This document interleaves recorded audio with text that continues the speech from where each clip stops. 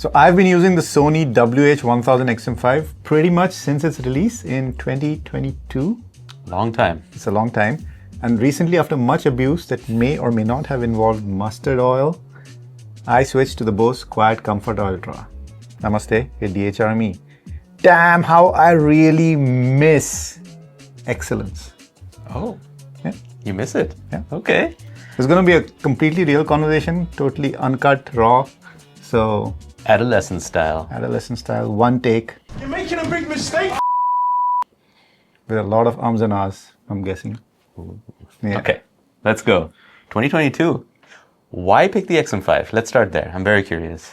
At the time. So, a friend of mine and I started like a YouTube channel, Uh-huh. and we reviewed headphones on that channel. Sounds like a cool friend. That sounds like a cool friend. So, that's why we got the XM5 Uh-huh. around release date. Yeah. And I must say, it was love at first sight. Like, it was the best noise cancelling headphones I had ever used. Yeah. And I'd used quite a few.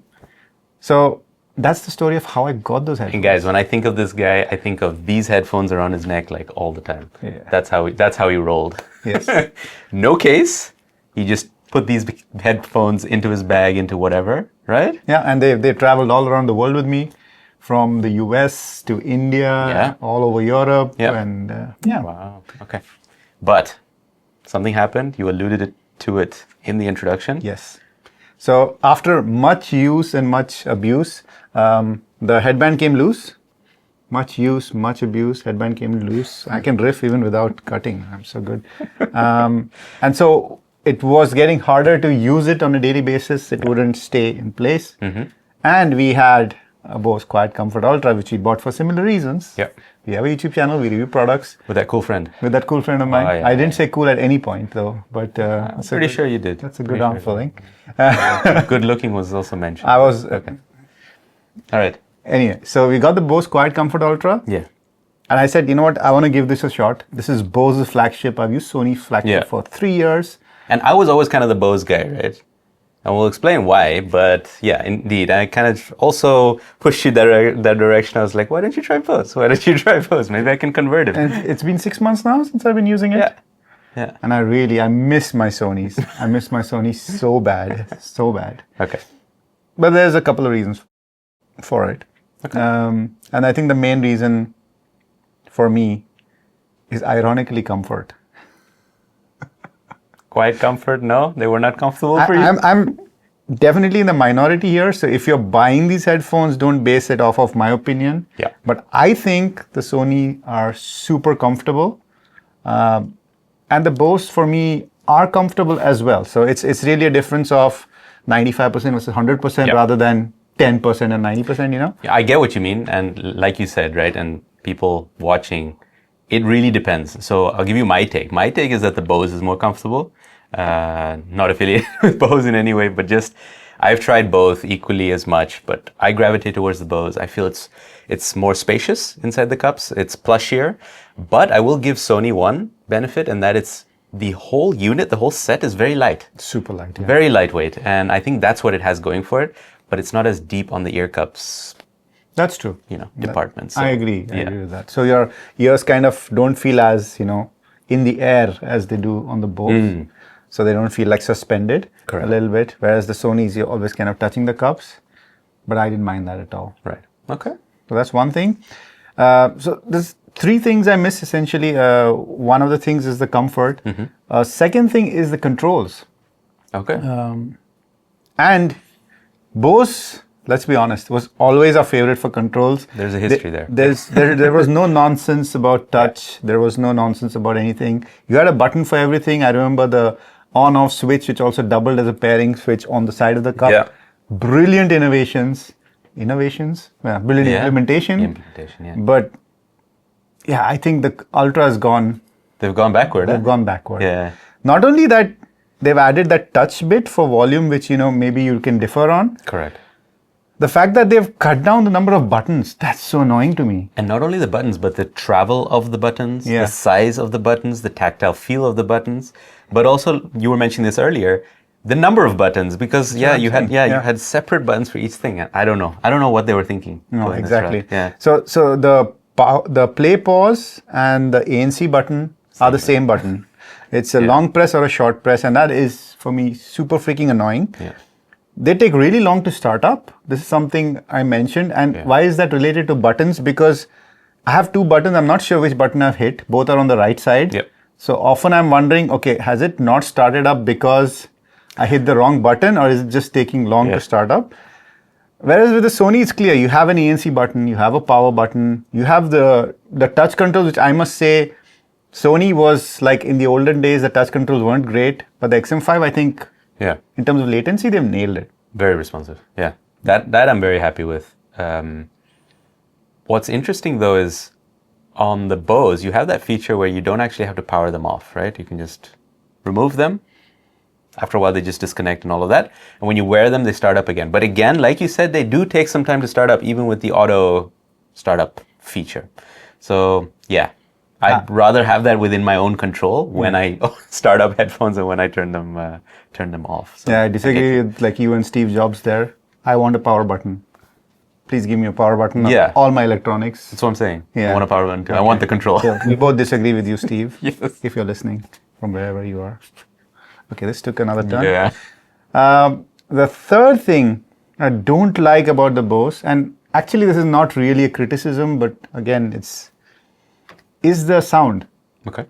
And I like the sound out of the box. It's very punchy, very bassy, you know. Yeah. I've been reading reviews that say Bose has a flat sound. I'm not hearing that. You're reading it, but you're not hearing it. No. So I don't think Bose sounds flat. It's definitely very punchy in the low end, but they sound good. They're quite, like, you know, it's a fun tuning, of course, not a neutral tuning. Yeah. The Sony has a much more convoluted tuning, I would say, or not a congested tuning maybe. But it's much easier to change the sound on the Sony because of the app that they provide. The 5-band EQ, the LDAC helps some. The clear bass slider helps a little bit. So overall, I'm a tweaker, I'm a tinkerer. And the Bose does have an EQ in the app, but it's much more limited than the Sony. And I think that's a big, big difference. Right. Okay. Fair enough. And is that the biggest part of the app that you miss, is the customizability for sound, or is there other things? Because let's be honest, Sony has a ton of options, ton of customizability. We always refer to it as feature vomit in the app, because that's how much there is. That's how much there is that they had to create a new screen to hide all of those settings and then say, look, no, it's simple, it's easy to use. And then if you go into more settings, like, whoa, you got like a ton of 3 pages and much more. Yeah. But Bose has always been kind of what you see is what you get, simple, relatively speaking, simpler, and more to the point. Definitely. But is there something from the Sony app that you thought, that's not going to be uncut then? You're making a big mistake. Is there something from the Sony app that I thought I missed? Yeah, beyond the EQ and the sound customizability. I like one feature of the Bose, which is not an app feature, but it is smarts in a sense. It reads out the name of the device you're connected to, which is, I wish every headphones had that. Correct. Because they have a voice model from the olden days even, and it says you're connected to the Oppo phone, you're connected to the Samsung phone or the iPhone, so you really know what you're connected to. So that I like. I like the smarts and the able to switch devices from a button. Correct. Yeah. So things like that, I think Bose has done some very good things on smarts. But an implementation that Sony has that Bose doesn't is pull connect though. So again, each has their own, but you're right. It depends what you like to use. If you like cycling through it on the headphones itself, perfect. If you just want to hit connect from your device, you can just pull the connection and then you're connected again. So there's that. But yeah, that's the app. One final feature which I really, really miss on the Bose, I missed it this morning as I was biking here, as we do in the Netherlands. It was not even windy. It was like mild breeze. And I was trying to have a phone call with somebody using my headphones on the Bose. And somebody was my parents, and they are pretty tolerant of, bad sound quality or whatever. But shout out to patient parents. Shout out to patient parents. But they were like, can't hear you. It just couldn't hear me, and I wasn't even like biking hard or anything. I have a speedometer. It was like under 10 kilometers an hour. So it wasn't great. So, and on the Sony, I've had like in super windy situations, kilometers of biking. Everybody heard me. So I'll give Sony that for sure. So these are the reasons I really miss the Bose, but the Bose is not without its merit. The reason you miss the Sony. I miss the Sony. I really miss not having the Bose. Yeah. Yeah. Yeah. Yeah, that makes total sense. Okay. But is there anything that you liked about switching to the QC Ultra? Was it all just you missing Sony? I like the compactness, the fold. Yeah. Not- you use the case? Not a big deal. Yeah, he doesn't use case. Okay. Question answered. Let's move on. I like the noise cancelling. Okay. It's like whoosh, everything is out. Yeah. Whereas, guys, we did tier both the XM5 and the QC Ultra in tier S, so they're both top notch. But yeah, Bose is Bose, huh? Bose. Is Bose. Yeah. Transparency, not much of a big deal for me, but you have a big bone to pick with Sony on Yeah. transparency. It's horrible. I mean, initially we put it in A, then we downgraded it to tier B, because it really isn't that great. Whereas Bose, even on the QC Quiet Comfort, the normal one, not the Ultra, was tier A, QC Ultra tier S. So for ANC and transparency, if you want the best, I mean, it's got to be Bose, and I really like that. You like the transparency. Yeah, I just take my headphones off. So. Yeah, no, I'm too lazy for that. No, indeed. And other than that, I think I don't see too much of a difference. I think one big difference, I think, that tilts it towards the Sony for me is the price. Okay. Because at least here in the Netherlands, I've seen tons of deal on Sony, right? Like, I think at one point they were giving the XM5 with a premium flagship phone. It's like, it was crazy. Typical Sony. Typical Sony. So, irrespective of that, Sony's, you get much better deals on even the flagship products, whereas the Ultra, yeah. Very, very hard to find any offers on that. And it was steep, huh? It was above 400 euros at least when we bought it here. I don't know in dollars, but yeah. So that's why. Can I please have your Sony WH1000XM5 now? I have them here. If I can have the Bose QC Ultra Yeah, okay. It's We a deal. trade? It's a deal. with the case. With the case? the case. I don't use the case. Then I won't give you my... No, okay, I'll give you the case. Before I give you this, Yeah. I would like to thank some people. Oh yeah, let's do that. I would like to thank our watchers, our likers, our subscribers, and Our patrons and YouTube members across all the levels that we have. On Popsicle tier, the Icicle tier, these lovely tested tier folks, and our super duper special Fuck Montier members and patrons, Rachel, Vats Panda, no, Rads. Rads Panda, and Paula. Thank you so very much. You've been Watching trading this exchange. flagships.